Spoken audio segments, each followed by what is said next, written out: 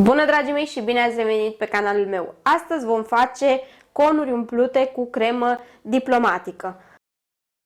Vom folosi aluat foietaj. Pentru această rețetă avem nevoie de un aluat foietaj, zahăr tos și după o să vă spun și restul ingredientelor. Dacă nu aveți forme de con, vom face formele de con în casă. Avem nevoie de hârtie de copt. Hârtia de copt am tăiat-o într-un pătrat, îl îndoi într-un triunghi și îl voi tăia cu o foarfecă.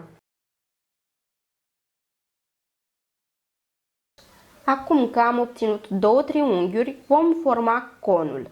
Merg cu partea aceasta din partea dreaptă către vârful triunghiului și le împreun cele două colțuri. Merg cu partea din stânga, cu colțul din stânga și aduc totul peste pentru a împreuna colțurile. După cum vedeți, am obținut un con. Sigilez conul în felul acesta. Dacă aveți un capsator, capsați și așa stați liniștiți.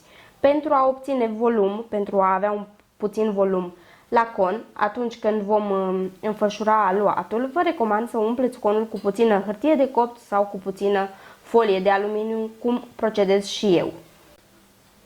De asemenea, puteți forma conuri pe conuri de înghețată. Eu am aici conuri de înghețată pe care le învelesc în folie de aluminiu și în felul acesta obțin o formă de con, pe care mai apoi voi înveli aluatul.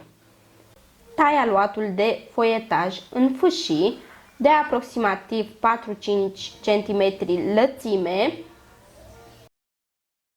Iau o formă ce am făcut-o din hârtie de copt și pe fiecare formă rulez aluatul în felul acesta cât să obțin un con.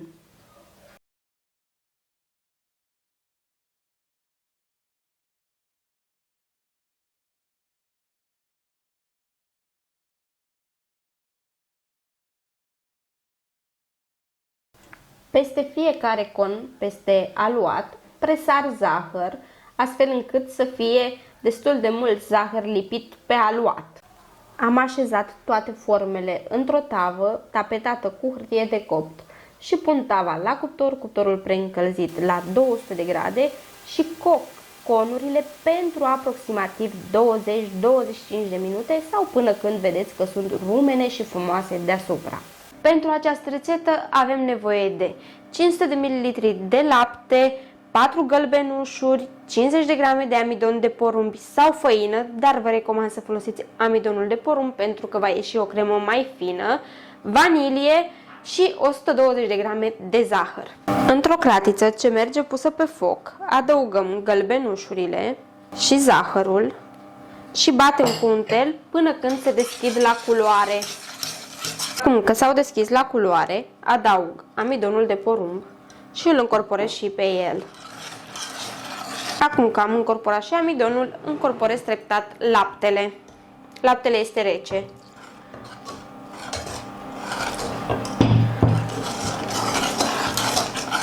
Mergem cu crema pe foc. Am pus crema pe foc, iar acum amestec continuul în cremă până se va îngroșa. Crema este gata. Acum opresc focul și adaug esența de vanilie. O încorporez și transfer crema într-un bol.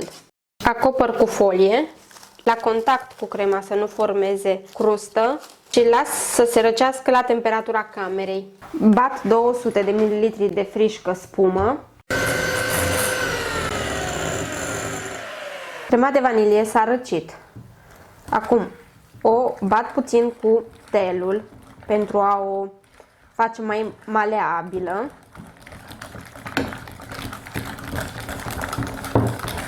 Foarte important este ca cele două creme, frișca ce am bătut-o mai devreme și crema de vanilie, să fie la aceeași temperatură. Acum tot ce va trebui să facem este să împreunăm cele două creme. Voi incorpora frișca în crema de vanilie în două tranșe. Încorporez cu mișcări largi de jos în sus. Să obținem o cremă destul de aerată și pufoasă. Aceasta este crema chantilly sau crema diplomatică. Am pus crema într-un poș și umplu toate conurile în felul acesta. Ia uitați cât de bine arată.